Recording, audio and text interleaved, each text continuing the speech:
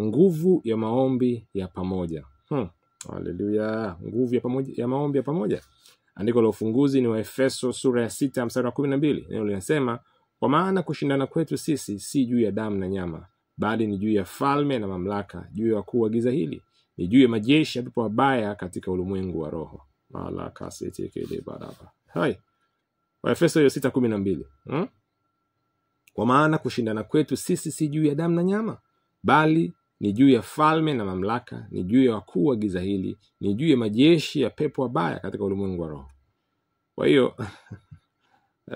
yule ambaye anaweza kuambia kwamba hapana tushindane, nyinyi wapendwa bwana, nyinyi walokole, kwa wakati mnataka maombi yenu yana vita, ndio uhalisi mtumishi. Andiko linasema kwamba atushindani, kushindana kwetu si kwa damu na nyama. Kwa hiyo maanishi kwamba atushindani, tunashindana, lakini vile ambavyo tunashindana navyo sio vya mwilini mtumishi. Haya, mtoto Mungu anaanza kusema hivi, miaka kadhaa iliyopita kulikuwa na jaribio la makusudi la mamlaka za ulimwengu zikiungwa mkono na nguvu za giza kutaka kutawala miji, shule na hata makanisa. Ilikuwa ni hali isiyokuwa ya kawaida duniani na ulimwengu ulifungwa. Hakukuwa na maisha mitaani, magari yalikuwa yametoweka, watembea kwa miguu hawakuonekana na uhuru wa maisha ya kawaida ulikuwa umeondolewa. Malaka sitekele. Umesikia hii mtumishi? Umewahi kuwaza miaka michache iliyopita, sio miaka 100 iliyopita, no. 2020 hapo tu. Hii ndio kilichokuwa kimetokea katika mitaa, Ulikuwa una gari nje na uruhusiwi kutoka nayo. Ulikuwa una duka lako sehemu fulani uruhusiwi kwenda. Inawezekana hukuwahi kuona hiyo kwa Tanzania, lakini kwa wale ambao wako nje ya Tanzania, hichi kitu kiliwapata katika namna ambayo hawezi kueleza. Ndio Mungu anasema, nguvu hizi za giza hazikuonyesha kujali maisha ya wanadamu, zilikuwa tayari kujitoa na kufanya kila hila katika kutekeleza ajenda zake. Lakini nilijua nguvu ya kanisa, yaani mwili wa Kristo, ni kubwa zaidi kuliko nguvu yoyote ambayo wangeweza kuwa nayo. Tulichohitaji kufanya ni kusali na kumsifu Mungu, na tulifanya hivyo. Tulisimama pamoja katika maombi na kuchukua hatua madhubuti tulipotafuta kurejesha mitaa, miji na jumuiya zetu kutoka katika mikono ya nguvu za giza zilizokuwa zikijaribu kudhibiti. Na kwa utukufu wa Mungu tulipata ushindi. Hai. Kwa wale ambao walikuwa wafahamu namna ambavyo uviko COVID ilipotea duniani, hii ndio namna ambayo ilipotea mtumishi, ndio tunakueleza hapa. Ni baada ya kanisa kufahamu na kuamua kutoka katika usingizi na kukumbuka nafasi yake na jukumu lake. Na tukaanza kufanya maombi na kumsifu Bwana katika namna isiyo kwa kawaida ulimwenguni kote. Na kuzirejesha zile shule, mitaa, makanisa, maeneo mbalimbali ambayo yalikuwa yamechukuliwa, yamewekwa chini ya ile curfew, ile kizuizi cha kutoka nje, kutokutembea, kutokufanya biashara, kukutana na watu wengine. Ndio Mungu anasema, kwa nini hili ni la muhimu? Wakati wa kusanyiko letu, au kusanyiko ambao unaweza kuwa nalo pale kanisani kwako au katika ungesema eneo ambalo unaishi, mchungaji wako wa kanisa anaweza kuitisha maombi ya kufunga. Usipuuzie wito kama huo. Kuna mengi tunayoweza kutimiza pamoja kama mwili wa Kristo. Tunasoma jinsi maombi ya pamoja ya kanisa yalivyowapa uwezo wa kutangaza ujumbe wa Kristo kwa ujasiri katika kitabu cha Matendo ya Mitume sura ya 4 mstari 31, ambapo inasema, nao walipokwisha kusali mahali pale walipokusanyika pakatikiswa, wote wakajazwa na Roho Mtakatifu, wakanena neno la Mungu kwa ujasiri. Hai. Ndio Mungu anasema inawezekana pale katika eneo unaloishi, pale kanisani unaposali, mchungaji wako akaitisha maombi ya mfungo. Ndio Mungu anasema usipuuzie, usidharau. Kama mwili wa Kristo tunaweza tukafanya jambo kubwa sana katika mji, katika eneo ambalo tunaishi, katika mtaa, katika taifa ambalo tupo. Kama ukitusikiliza huko nyuma nimeshakwambia mambo yatokee tu mtumishi, yanasababishwa katika ulimwengu wa roho yatokee. Kama ambavyo lile janga ambalo lililopata ulimwengu miaka kadhaa iliyopita alikutokea tu lenyewe mtumishi. Kuna wale huko nyuma hilo janga. Kuna wale walipanga na kusababisha litokee katika ulimwengu. Lakini sisi ambao ni wana wa Mungu tunafahamu nafasi yetu na wakati wetu. Tunafahamu kile ambacho Bwana ametupa. Bwana anatuambia tuenende ulimwenguni mote, tukahubiri injili kwa mataifa yote. tukawafundishe na kuwafanya kuwa wanafunzi wake. Kwa maneno mengine ni kwamba mamlaka ya ulimwengu amepewa kanisa, mtumishi. Popote pale katika ulimwengu, katika mji, katika kijiji, katika mtaa, huyu ambaye ni mwana wa Mungu ndio anayo mamlaka. Na ndio maana umesikia pale kwenye andiko la ufunguzi kwamba kushindana kwetu si juu ya damu na nyama, bali ni juu ya falme na mamlaka, juu ya wakuu wa giza hili, juu ya majeshi pepo mabaya katika ulimwengu wa roho. Tunayo mamlaka, tunao uwezo, tunayo nguvu. Tumeketishwa pamoja na Kristo mkono wa kuume wa Mungu Baba. Ndio maandiko yanaeleza, na ndio ukweli ulivyo. Kwa hiyo tunatawala kutokea pale. Malakati libada. Hii Matendo ya Mitume sura ya 4 mstari wa 31.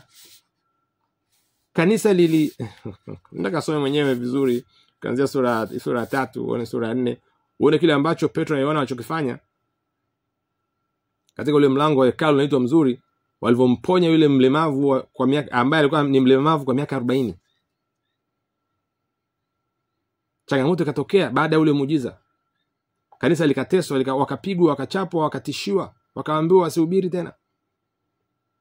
Ila wakarudi kwenye, ungesema walipoachiliwa wakarudi kwenye kundi lao, mtumishi. Malarate kitili barabasi.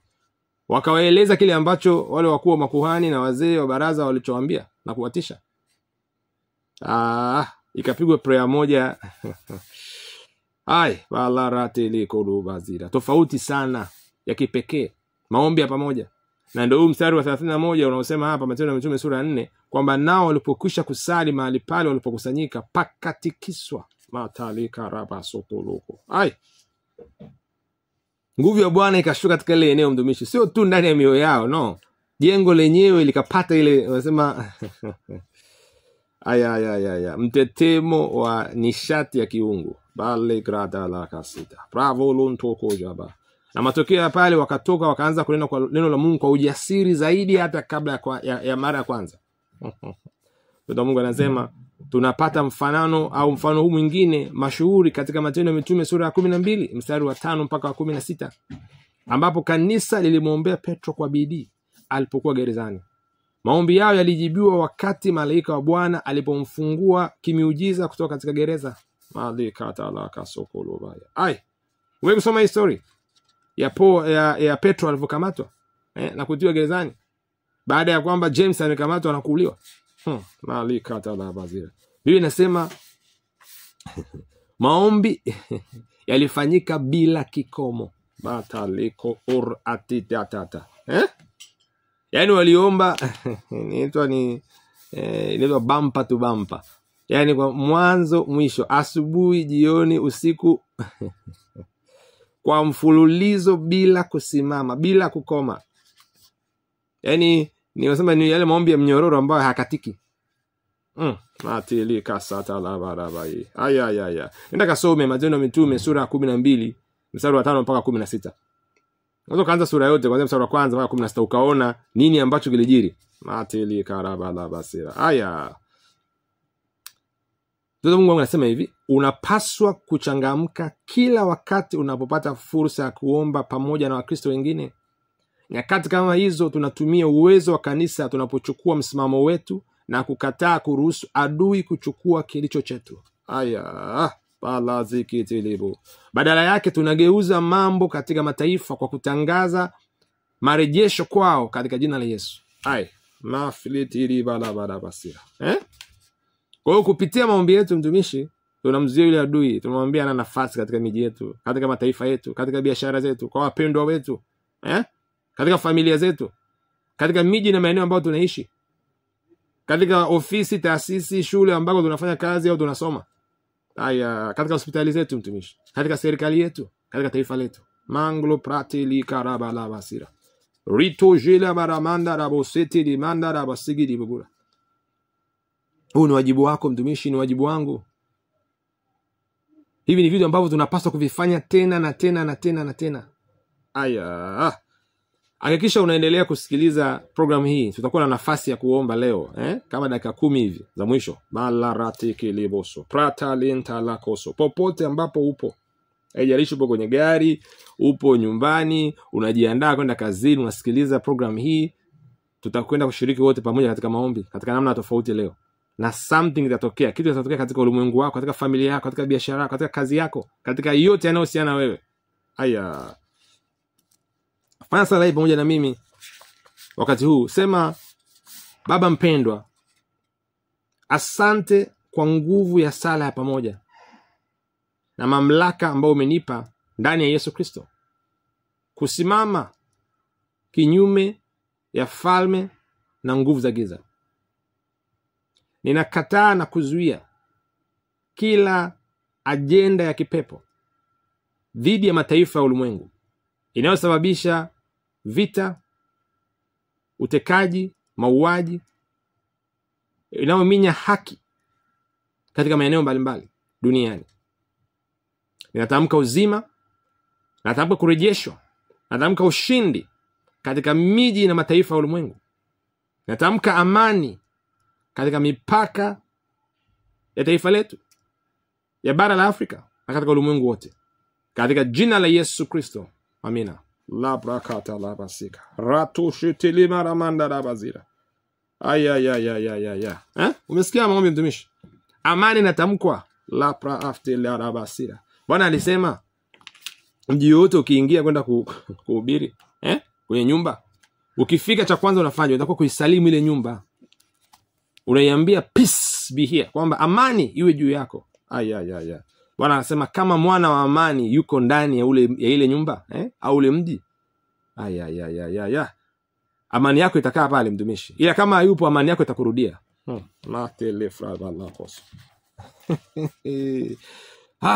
Kwa hiyo kwa kifupi, unaweza kuhamisha amani ulionayo mtumishi kutoka ndani ya moyo ukaihamisha juu ya familia yako, juu ya biashara, juu ya kazi, juu ya ofisi, juu ya popote pale. Badala ya kulia na kusema hamna amani kwenye ile eneo. No. Mtumishi, zungumza amani. Bwana alisema amani nayo hapa sio kama amani ya ulimwengu huu. Aya. Kwa hiyo amani ni kitu halisi katika ulimwengu wa roho mtumishi. Kinashikika, kinaonekana. Aya. Kinaweza kuhama kutoka sehemu moja kwenda sehemu nyingine. La pravate li baraboso. Nitakwenda kusoma maandiko ya ziada katika kitabu cha Yakobo sura 5 mstari 16. Maandiko ya ziada kitabu cha Yakobo au waraka Yakobo sura 5 mstari 16. Neno linasema, ungameni dhambi zenu ninyi kwa ninyi na kuombeana mpate kuponywa. Kuomba kwake mwenye haki kwafaa sana akiomba kwa bidii. Hii ni Yakobo 5:16. Kuomba kwake mwenye haki kwafaa sana akiomba kwa bidii. Kwa wale wanaojua kusoma Kiingereza, soma mstari huu katika Biblia ya Amplified Bible Classic. Itakubariki sana. Kuomba kwake mwenye haki inamaanisha maombi ya mguso, ya kutoka moyoni ya mwenye haki. Anayeomba bila kukata tamaa kwa mfululizo. Yanasababisha nguvu kubwa iletayo miujiza ipatikane. Hiyo ndio tafsiri ya Amplified Bible Classic inasema. Kwa hiyo aina hii ya maombi ni ile inamgusa mtumishi. Lazima iguse moyo wako, itoke ndani ya moyo. Sio yale maombi ya kwenye lips, sio yale yanatoka kwenye midomo tu hapa juu. No. Ni yale maombi yanatoka katika, ungesema, vilindi vya moyo wako. La bravate le morobo serafu, yana mfululizo, yana consistency. Hayakati tamaa mtumishi. Juzi nilikuwa nakwambia ndio ile aina prayer unapiga 5 hours, masaa 5 kama maji. Male bravato joloba. Andiko lingine la pili ni Mathayo sura 18 mstari wa 18 mpaka 20. Injili ya Mathayo sura 18 mstari wa 18 mpaka 20. Andiko linasema, amin nawaambieni, yoyote mtakayoyafunga duniani yatakuwa yamefungwa mbinguni, na yoyote mtakayoyafungua duniani yatakuwa yamefunguliwa mbinguni. Tena nawaambia kwamba wawili wenu watakapopatana duniani katika jambo lolote watakaloliomba, watafanyiwa na Baba yangu aliye mbinguni. Kwa kuwa walipo 2 au 3 wamekusanyika kwa jina langu, nami nipo papo hapo katikati yao. Nenda kasome tena hii Mathayo sura 18 mstari wa 18 mpaka 20. Uone kanuni ya maombi ya mapatano. Nasema tena nawaambia kwamba wawili wenu, mstari wa 19, watakapopatana duniani katika jambo lolote utakaloliomba. Kwa hiyo condition hapa inabidi muwe angalau watu wawili muwepo duniani, mpatane usana jambo lolote. Masatekele bala bazira. Biblia inasema Baba yetu aliye mbinguni atatupatia.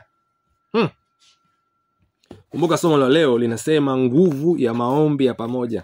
Kuna nguvu kubwa sana katika maombi ya pamoja mtumishi. Kubwa kabisa. Andiko la mwisho ambalo tulisome ni Matendo ya Mitume sura ya 12 sura ya kwanza mpaka 5. Masete kitalabadabos. Kitalabaramandiri bokulubada basira. Matendo ya Mitume sura ya 12 mstari wa kwanza mpaka 5, neno linasema, panapo majira yale yale Herode mfalme akanyosha mikono yake kuwatenda mabaya baadhi ya watu wa kanisa. Akamuua Yakobo ndugu yake Yohana kwa upanga.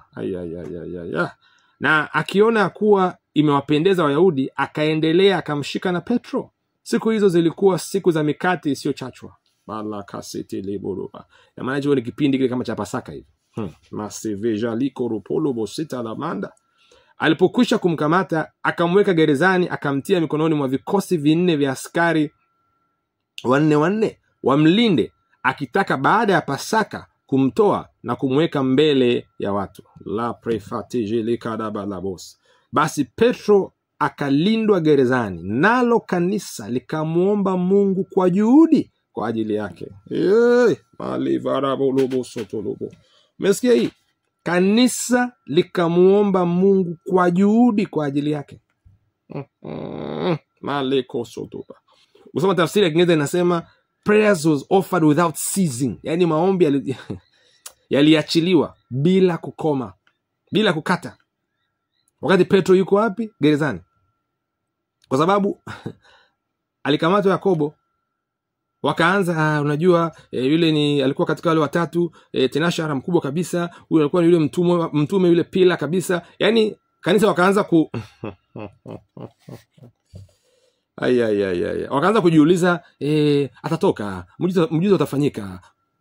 Kabla hajasikia wameambiwa pap ameuliwa. Hajakaa vizuri, Petro amechukuliwa. Ikabidi waamke wajue sasa. Bala roto soko lobo robo sira. Kwa hiyo hauna haja Yakobo wako auliwe, wala huna haja ya kusubiri Petro wako achukuliwe alafu ndo uanze kuomba. Unaweza kuanza kuomba hata leo, hata sasa, kuleta badiliko katika ulimwengu wako, katika eneo lako, kuhakikisha kwamba mapenzi ya Mungu yanatimia katika mtaa ulioko, katika eneo loloko, hapo kanisani, hapo kijijini, pale ofisini, kwenye biashara, popote pale ambapo upo.